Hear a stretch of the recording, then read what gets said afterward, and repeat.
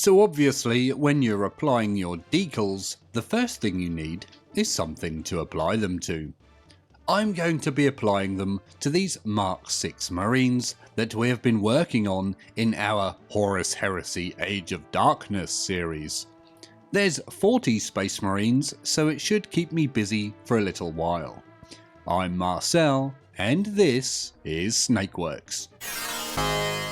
As regular viewers will have seen before, we've been working on these Space Marines for the Horus Heresy since June last year. That's 2022.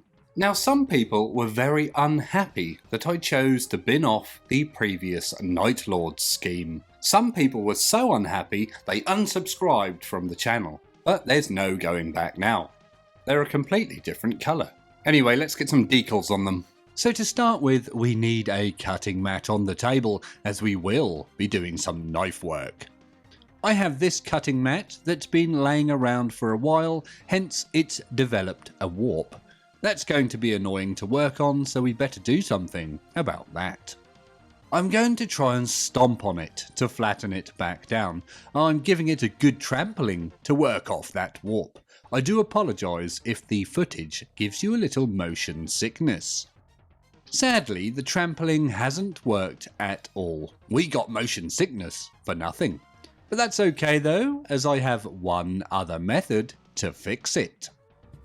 Now this method, I call strength of the bear. What we're trying to do is just squeeze it back into shape. Hopefully it'll stay like that now. So we shall need some decals to apply. I have here an Eldar decal sheet, or Eldari if you're hip and cool. The bits I want are those hearts for my new DIY black shields. To get those bits off, you will need a blade of the knife variety.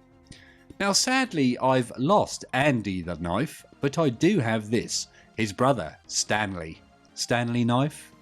Oh, a new blade helps for clean cuts. And it's safer too, apparently. Using Stanley knife on the cutting board, I cut the decals I want out. It was pretty easy this time, as they were a sensible size. Sometimes decals can be tiny and a bit awkward to cut out. Now, someone in the comments saw my hearts being used as decals, and they said they'd never seen a Space Marine chapter use a heart as a chapter logo before. Poor old Lamenters. Some people don't even know they exist. These guys are not Lamenters though, but more on that later. Here are the specific decals I'm going to be using. You can see there's a couple of different sizes, these smaller ones and a couple of larger ones. We can use the large ones on the unit leaders because they earned it. Now, as I'm going to be doing decals on 40 Marines, I really don't want to be losing any of these. One sneeze or gust of wind and they could go flying across the studio, never to be seen again. So, to prevent that, I'm putting them all in a little box. I stole this one off Mrs. Snakeworks. It's a Joe Malone box. I have no idea what was in it before, but I bet it was overpriced tat. It does smell nice though. As I only have 10 decals in my box, I now need another 30. Luckily, I have quite a few of these decal sheets I managed to acquire in a trade from eBay. I think this is the only decal sheet with hearts on. Does anyone know of any others? Now, some people like to make their own decals using decal paper and a printer, and Photoshop obviously, to come up with the design. I've never tried it myself, but I do feel that sounds like a good topic for a video in the future. What do you guys reckon? Would you like to see that? After a session of furious and frantic decal cutting, we have all the decals we need in our box. I've also cut out a couple of extras for spares because there's always one that decides to curl up tighter than a duck's arse, making it impossible to use. Oh, and there's always one that usually rips as well. I wonder how we shall fare today. Now, it might look like we're about to eat some ice cream. Well, we're not. I'm using this ice cream lid as a sort of pallet to put our decals on to lift. I'm using this lid as it's waterproof. The reason is about to become clear. Using a water dispensing device, I'm using a tap, put some water in the lid. You don't need a lot. It was at this moment I realised I couldn't hold the lid, hold the camera and work the tap at the same time. Oh well, you get the drift. Now normally I like to use a round white ceramic plate for my decal palette, but Snakeworks Jr. has taken that away for his lunch. I'll have to pop up the range later and buy another one. I'm not going to buy it from Sainsbury's because they're just too expensive. Oh, I thought I should mention that these marines have been gloss coated before we put the decals on. That is quite important information. I should have told you earlier. We did it in the previous video, which you can see here. After finally managing to turn the tap off, we now have a little water to play with. Making things wet always seems to get a bit messy, doesn't it? I'm getting a craving for chocolate ice cream now. So let's get to work on the decals. Put them all on the damp palette. Try to keep them face up so you can see which one is which. It's not an issue with these hearts, but sometimes it can be, especially the white ones. Those are the most awkward. What I like to do is get them wet and then move them to a drier area of the palette so they're not swimming around, as it were.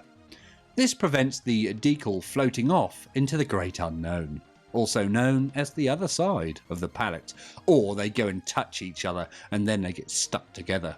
Very annoying. Now there is probably a more professional way to do this, and when you're doing 40 marines with 40 decals at a time, it can get a little bit unwieldy. I would always recommend just working on a handful at a time. After about 30 seconds or so, a bit longer if the decals are old, they will start to lift off their backing paper and are ready to be applied. This is a very exciting time. To apply the decal, I first get the marine wet. We apply a small amount of water to the area we want the decal, in this case the shoulder pad. You don't need a lot, just enough to make it damp. You can then slide the decal off the backing paper onto the marine with a soft brush. I also like to use tweezers to hold the decal backing too. Now some people let the decal come completely off the backing paper on their decal palette and then attempt to move the decal over onto the miniature. It can work, but usually I find that the decal likes to cling on to the decal applying implement, which is usually a brush, and it curls up and you try to get it off and you end up tearing it. It's much easier to move it over on the backing paper. Trust me, I've cocked up a fair few decals in my time, or decals if you prefer that pronunciation, the wrong pronunciation. Now while the decal area is still wet, we can manipulate the decal into our preferred position. Again, I use a soft brush for this, or sometimes my tweezers. This part can take a little while depending on how much of a perfectionist you are. When the decal's in a good enough position, we need to wick away the water. I roll up a piece of toilet paper and just touch it to the area. It sucks that water up fast. Also, Mrs. Snakeworks said my roll-up looked like a spliff. I've no idea what she's talking about. Now what I like to do is let them dry overnight, just so we don't accidentally knock one out of position at the next stage. You could carry on here, but I don't recommend it. Look at all those hearts. It looks like a Valentine's display or something. Now another fine young fellow in my comments said that these heart decals made them look like Care Bear Marines. And as Care Bears are another product of the 80s, I'm going to take that as a compliment. So thank you very much. Oh, someone else said they got Red Queen vibes from Alice in Wonderland. I'd quite like the idea of that too. Next up, you're going to want some of this. It's Microsol. I got it in a set with some micro set. This is a decal softening solution. Now, nobody really knows how to use this stuff as there's no proper instructions anywhere in the world, but people have only guessed at its use, and I'm one of those people. Luckily, it seems quite straightforward.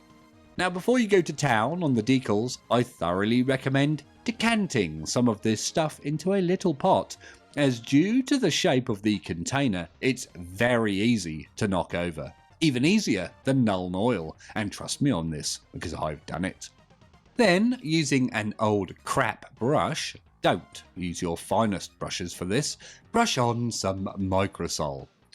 Apply it liberally, but not so much that it goes dripping off the miniature. Also, it smells a bit funny, a bit like vinegar or something.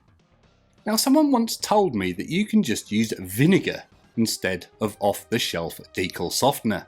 I don't know if that would work, but I don't fancy trying it on a load of half-painted miniatures. Have any of you ever tried it? I'm going to assume that it's the acid, which is the key ingredient, or is the term active ingredient. After a little time has passed, you can see the Microsol has done its magic. There are wrinkles beginning to appear on the decal. This is when I again leave the Microsol overnight to do its work. It's 2 overnight steps, isn't it? I'm not sure how you would rush this if you were in a hurry. Now, while I waited, I decided it was a good idea to begin work on the new studio. It's the first day since about 1957 that it's not raining, so we shall strike while the iron is hot. Eagle-eyed viewers might spy some interesting future content in there. Also, that is a Captain America shield. I wear it when I go to the shops, just in case the local yobs are about. Now, a day has passed and we've had a sleep. The Microsol has done its work. Look at that. Magnificent. The decal has conformed completely to the shoulder pad's weird shape. Now, if it wasn't quite right still, I would just repeat the process until it was. Now, I have found that different decal companies' decals are different. Funny that. Some take the Microsol really well and they'll conform to the surface very quickly, but some make a thicker decal on a thicker decal film, and that requires a lot more applications of the softener. Sometimes they can be really annoying, and I find I have to wheel out some sort of heated implement such as a hairdryer or a heat gun, but be careful you don't do a Dean and melt your Space Marine. Well, that rhymed. I should get that on a t-shirt. Sorry Dean, we'll never forget that. Now sadly I can't find any Microsol for sale on the internet anywhere. However, I can find this. This is another off-the-shelf Decal Softener, and I assume it does the same thing. Oh, that's an affiliate link by the way, and I'm sure you all know what they do. To prevent the decal going walkabout down the line, we need to seal it in place. And what better way than with some gloss varnish? The gloss varnish I'm using is this Vallejo Premium Gloss Varnish. Loads of people recommend this, so it must be good, right? Using my trusty airbrush and potato cam, we can then give the Marines, including our decal, a good coat of the varnish. I ended up giving the Marines around 3 thin coats as opposed to 1 thick one. I didn't want to be clagging up the detail. Yes, clagging, not clogging. Now, this is the airbrush I use, and it is an Anest Iwata Eclipse something or other. I've never known how to pronounce Anest Iwata. I always thought it was Ernest Iwata. However, on the side of mine is a little inscription, and it says, "If you're enjoying this video, then please consider liking it and subscribing to the channel." That means you, Chris. If you are enjoying the content here on the channel, then please consider joining the Patreon, the link to which is in the description below, or up here somewhere. Here we have the decal after the gloss varnish has been applied. It now has that painted on look that everyone bangs on about. In other words, you can't see the decal edges. Make sure you give your varnish plenty of time to dry before moving on. They say 48 hours is best to let it really harden up. Next up, it's some pin washing. We'll see you there. If you want to see some more videos in this Horus Heresy series, then check out the playlist here. And as always, thank you very much for watching.